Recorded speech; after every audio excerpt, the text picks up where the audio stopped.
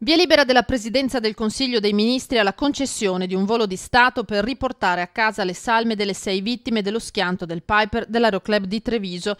È giunta già nella serata di ieri la risposta positiva all'appello lanciato dalle figlie di Francesco Montagnier e Dario Bastasin, presidente e vicepresidente dell'Aeroclub, a cui si è unito il presidente del Veneto Luca Zaia.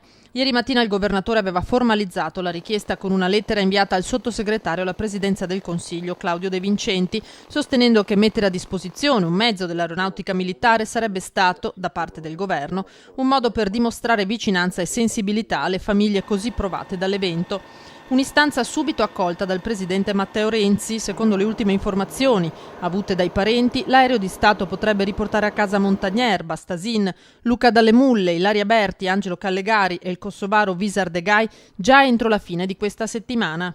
La previsione di tempi lunghi per il rientro verrebbe così smentita. I resti delle vittime potrebbero ritornare in Italia tra giovedì e venerdì. Poi le famiglie decideranno in che forma celebrare i funerali. Domenica, durante la riunione dei soci dell'Aeroclub, qualcuno ha avanzato l'idea di organizzare un saluto comune nell'hangar dell'associazione.